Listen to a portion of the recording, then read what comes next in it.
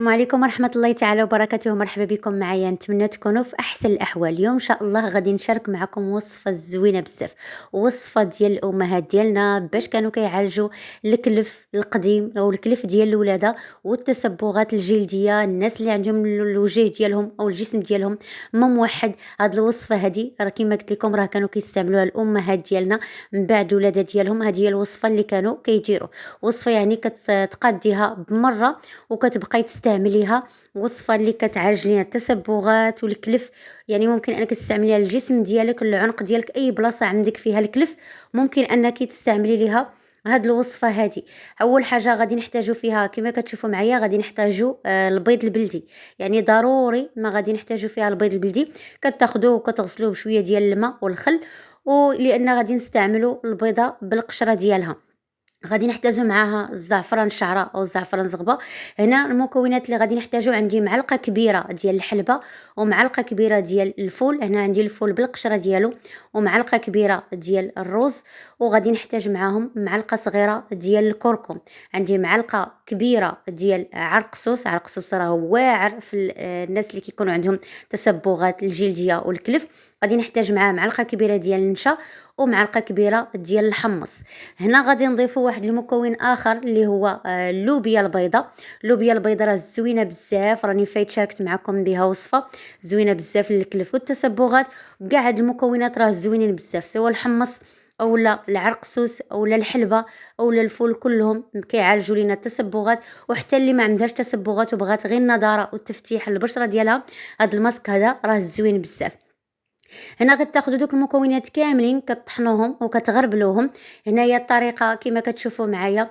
غادي ناخذوا شويه ديال الزعفران الحر او الزعفران الزغبه، حتى هو راه زوين بزاف للتسبغات.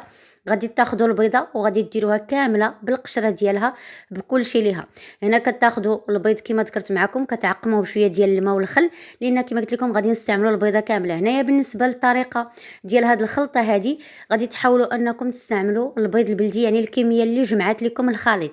هنا الا درتو يعني تقريبا معلقه صغيره من كل مكون، غادي تحتاجوا غير بيضه واحده.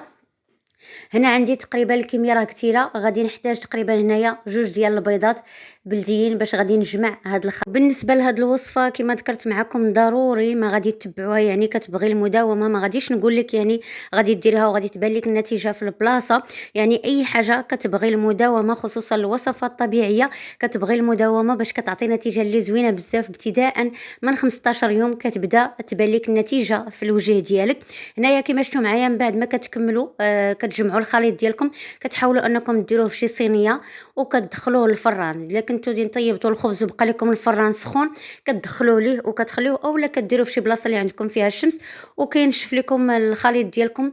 ضروري ما كينشف حتى كيقصح مزيان مزيان عاد باش كتطحنوه. هنا كما شفتوا معايا، مره كندير الخبز في الفران كيكون باقي سخون، كندخل ليه ديك الصينيه حتى نشف لينا داك الخليط ديالنا ويبس. كما شفتوا هنايا راه حيدته غير بالموس.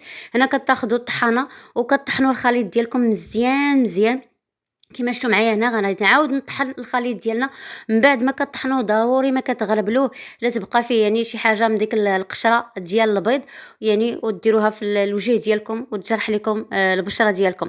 هنا كما شفتوا معايا، من بعد ما طحنا الوصفه ديالنا غادي نغربلوها وغادي ديروها في شي قرعه. وضروري ما تحتفظوا بها في الثلاجه، يعني الا خليتوها على برا راه كتصوف لكم وكتخسر لكم هاد الخلطه هادي.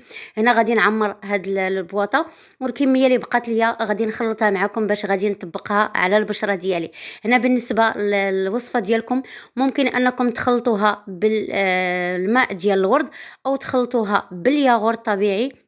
انايا ما متوفرش عندي الياغورت طبيعي، غادي نخلطها باللبن. حتى اللبن راه زوين بزاف البنات للتصبغات وزوين للبشره، خصوصا يعني الا كانت عندكم شي كميه قليله من اللبن كديروها في شي قرعه وكتحتفظوا بها في الثلاجه باش ما كتعطل، باش ما كتكون فيها بكتيريا نافعه للبشره ديالكم تبقاو تخدموا به الوصفات ديالكم. هنا كتخلطوا الوصفه ديالكم كتكون مطلوقه بهذا الشكل هذا وكديروها على البشره ديالكم تكون نقيه، تكونوا درتوا واحد المقشر من قبل البشره ديالكم وكتطبقوا كتطلقوها كتخليوها تقريبا حتى كتبدا كتنشف، عاد كتبداو كتبرموها على شكل كوماج كديروا بها يعني كوماج للبشره ديالكم.